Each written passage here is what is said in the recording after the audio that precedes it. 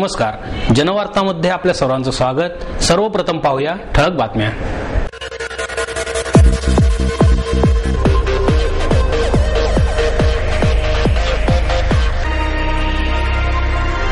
हिंदू हृदय सम्राट शिवसेना प्रमुख बाळासाहेब ठाकरे यांच्या वाढदिवसानिमित्त भव्य चित्रकला स्पर्धेचे आयोजन।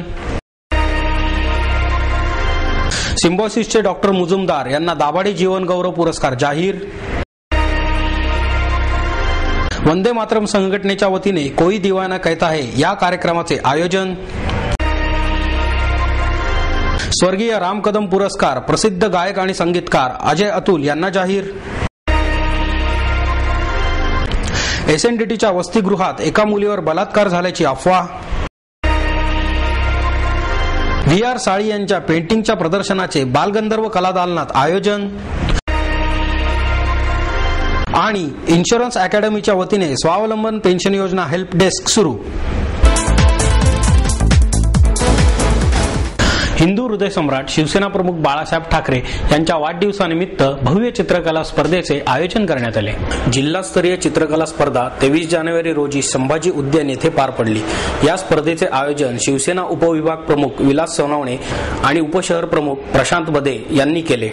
पहिली ते दुसरी, तिसरी ते चौथी, 5वी ते 7वी आणि 8वी ते 10वी अशा 4 गटात ही स्पर्धा घेण्यात आली। स्पर्धेमध्ये पाषाण, औंध, भुगाव अशा ठिकाणाहून 250 मुले मुली आणि त्यांचे पालक मोठ्या संख्येने उपस्थित होते। गेली 15 वर्षे शिवसेना प्रमुख बाळासाहेब ठाकरे यांच्या वाढदिवसानिमित्त या स्पर्धेचे आयोजन करण्यात येत आहे। यावेळी हरिश्चंद्र सपकाळ, विश्वदीप पेंढारी, रुपेश सावंत, सचिन गुंजाळ, आदित्य केळकर, सत्यजित धांडेकर, राजेश मदन, नितीन सोनवणे आदी कार्यकर्ते मोठ्या संख्येने उपस्थित होते। जनवार्ताशी बोलताना विलास सोनवणे म्हणाले,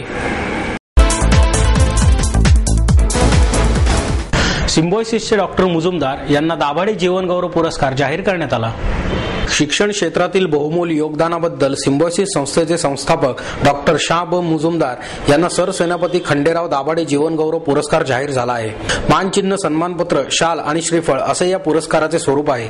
सरसेनापती खंडेराव दाभाडे फाउंडेशन तर्फे सदाशिव पेठेतील इतिहास संशोधक मंडळामध्ये 29 जानेवारी रोजी सायंकाळी 5 वाजता फलटण श्रीमंत राजकुमार रघुनाथ राजे नाईक निंबाळकर यांच्या हस्ते हा पुरस्कार त्यांना प्रदान करण्यात येणार आहे।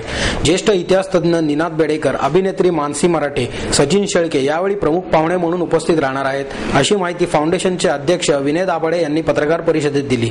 सचिव गणेश जगताप, अर्चना घाडगे, प्रमोद बोराडे यावेळी उपस्थित होते। पुरस्कार समारंभानंतर निनाद बेडेकर यांचे पुण्याची ऐतिहासिक वाटचाल उलगडविणारे पुनवडी ते पुणे या विषयावर व्याख्यान होणार आहे। हा कार्यक्रम सर्वांसाठी मोफत खुला आहे। वंदे मातरम संघटनेच्या वतीने कोई दीवाना कहता है या कार्यक्रमाचे आयोजन करण्यात आले आहे। वंदे मातरम संघटना, राष्ट्रभक्त युवा मंच, सेवा मित्र मंडळ यांच्या संयुक्त विद्यमाने दरवर्षी युवा या महोत्सवाचे आयोजन केले जाते। गेल्या 4 वर्षात देशातील 50 पेक्षा जास्त यशस्वी व सुप्रसिद्ध व्यक्तिमत्वांना आजपर्यंत युवाच्या व्यासपीठावरून युवकांना मार्गदर्शन केले। म्हणूनच या वर्षीपासून युवाच्या पॅटर्नमध्ये आयोजकांच्या वतीने बदल करण्यात येत असून या वर्षीपासून विविध 80 प्रकल्पांच्या माध्यमातून युवाचे आयोजन होणार आहे। या प्रबोधिनीच्या मदतनिधीसाठी सध्याच्या काळातील नेटिझन्सच्या गळ्यातील ताईत बनलेले व कॉर्पोरेट क्षेत्रात व्हॉइस ऑफ लव्ह म्हणून ओळखले जाणारे कवी डॉक्टर कुमार विश्वास यांचा कोई दीवाना कहता है या कार्यक्रमाचे आयोजन केले आहे। It's better to become a good poet than a bad engineer असे म्हणत देशातील लाखो अभियांत्रिकी व्यवस्थापनाचे शिक्षण घेणाऱ्या विद्यार्थ्यांमध्ये प्रसिद्ध असलेले डॉक्टर कुमार विश्वास यांच्या YouTube या वेबसाईटवरील व्हिडिओजला सरासरी 10 लाख नेटिझन्सने व्हिजिट केली आहे। कोई दीवाना कहता है हा कार्यक्रम भारताच्या विविध शहरांसोबतच परदेशातही अनेक ठिकाणी झाला आहे। कोई दीवाना कहता है हा कार्यक्रम दिनांक 30 जानेवारी 2011 रोजी गणेश कला क्रीडा मंच पुणे येथे 6 वाजता आयोजित केला आहे। या कार्यक्रमाची संकल्पना वंदे मातरम संघटनेच्या कॉर्पोरेट सेलचे अध्यक्ष स्वप्नील नाईक यांचे असून विद्यार्थी संघटनेचे निखिल गोसावी, दीपक मदने यांनी या कार्यक्रमाचे आयोजन केले आहे। स्वर्गीय राम कदम पुरस्कार प्रसिद्ध गायक आणि संगीतकार अजय अतुल यांना जाहीर करण्यात आला आहे। शरद क्रीडा व सांस्कृतिक प्रतिष्ठानच्या वतीने दरवर्षी दिला जाणारा स्वर्गवासी संगीतकार राम कदम पुरस्कार यावर्षी गायक संगीतकार अजय अतुल यांना देण्यात येणार आहे, अशी माहिती प्रतिष्ठानचे अध्यक्ष लक्ष्मीकांत खाबिया यांनी सोमवारी पत्रकार परिषदेत दिली। पुरस्काराचे हे 6वे वर्ष असून यापूर्वी हा पुरस्कार भास्कर चंदावरकर, जगदीश केबुडकर, सुलोचना चव्हाण, चंद्रशेखर गाडगीळ आदींना प्रदान करण्यात आलेला आहे। या पुरस्काराचे स्वरूप 51,000 रुपये, स्मृतिचिन्ह, शाल आणि श्रीफळ असे आहे. 19 फेब्रुवारी रोजी सायंकाळी 5 वाजता गणेश कला क्रीडा मंच पुणे येथे या पुरस्काराचे वितरण करण्यात येणार आहे, असे खाबिया यांनी सांगितले.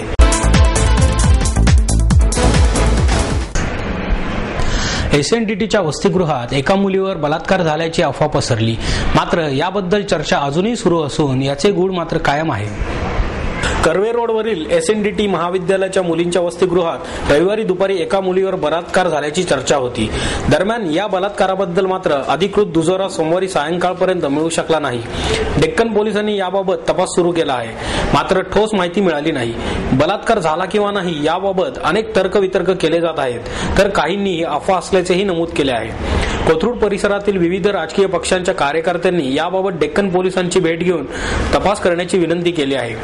याबाबतची खात्रीलायक सूत्रांकडून समजलेली माहिती अशी की रविवारी दुपारी 12 वाजण्याच्या सुमारास महाविद्यालयातील वसतिगृहातील काही मुलींना वाचवा वाचवा अशी ओरड ऐकू आली. हा आवाज महाविद्यालयाच्या होम सायन्सच्या इमारतीमधून येत होता. त्या दिशेने या मुलींनी धाव घेतली असता त्या ठिकाणी जाण्यास त्यांना रखवालदारांनी मनाई केली. याबाबत सोमवारी सकाळी पुणे पोलिसांच्या कंट्रोल रूमला अज्ञात भ्रमणध्वनीवरून या बलात्काराच्या प्रकरणाबाबत माहिती मिळाली. त्यानुसार डेक्कन पोलिसांचे एक पथक घटना परिसरात जाऊन आले. मात्र त्या ठिकाणी पोलिसांना काहीच आढळून आले नाही. या घटनेत फिर्यादी नसल्याने पोलिसांचा तपास थंडावला आहे. रविवारी वसतिगृहात असणाऱ्या काही मुलींच्या मोबाईलमध्ये वाचवा वाचवा ही त्या मुलींच्या ओरडण्याची रिंगटोन आहे. मात्र अधिकृतरित्या कोणीही काही सांगण्यास तयार नसल्याचे डेक्कन पोलीस ठाण्याचे पोलीस अधिकारी जोशी यांनी सांगितले. याबाबत SNDT महाविद्यालयाच्या प्रशासनाशी संपर्क साधण्याचा प्रयत्न केला असता तो झाला नाही. दरम्यान कर्वेनगर परिसरात मात्र या बलात्कार प्रकरणाची उलटसुलट चर्चा होती. प्रत्यक्षात हा प्रकार झाला नसल्याचे अनेकांचे म्हणणे आहे. मात्र याबाबत अधिकृत दुजोरा मिळाला नाही. VR साळी यांच्या प्रिंटिंगचे प्रदर्शन बालगंधर्व कलादालनात भरवण्यात आले आहे. भारतासारखा वैविध्याने नटलेला, निसर्ग आणि सर्व ऋतूंनी समृद्ध असलेला देश पृथ्वीच्या पाठीवर नाही. निसर्गालाच प्रेरणास्थान ठेवून आणि निसर्गाकडूनच प्रेरणा घेऊन काव्य, कथा, नृत्य, संगीत, चित्रे इत्यादी सर्व कला उगम पावल्या आहेत, अशी भावना मनात ठेवून VR साळवी यांनी ही पेंटिंग्ज रेखाटली आहेत. या पेंटिंगचे प्रदर्शन बालगंधर्व कलादालनात 26 जानेवारीपर्यंत सकाळी 10 ते रात्री 9 पर्यंत सर्वांसाठी खुले आहे. या पेंटिंगच्या प्रदर्शनात निसर्गातील आकार, रंगरेषा, कंपोजिशनची एक वेगळीच हार्मोनी आढळते. प्रदर्शनातील चित्रे पेन्सिल, वॉटर कलर्स, ऑइल पेंटच्या सहाय्याने काढली असून निसर्ग सानिध्य व मनाला आनंद देणारी आहेत.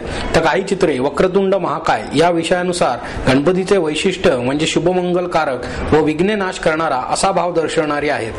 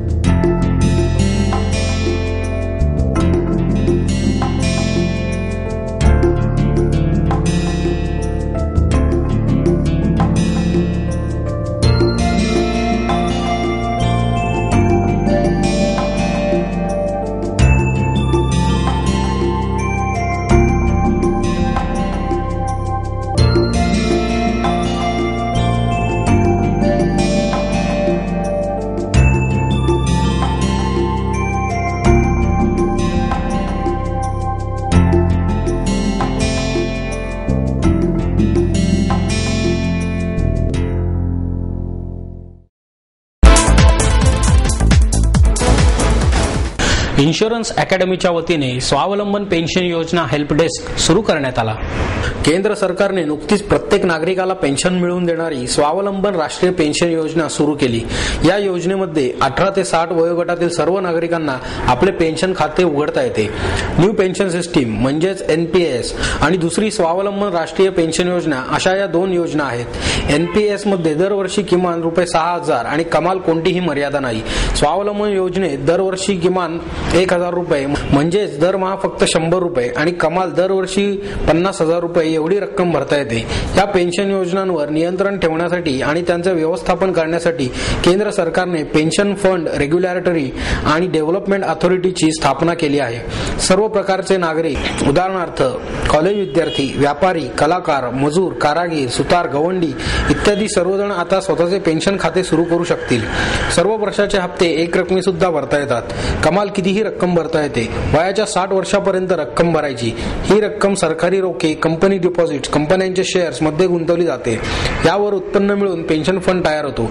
60 नंतर दरमहा जिवंत असेपर्यंत पेन्शन मिळते अशी माहिती इन्शुरन्स अकादमीचे क्षितिज पाटुकले यांनी दिली. यासाठीच्या अधिक माहितीसाठी 25666660 आणि मोबाईल 9657709678 या क्रमांकावर संपर्क साधण्याचे आवाहन त्यांनी केले.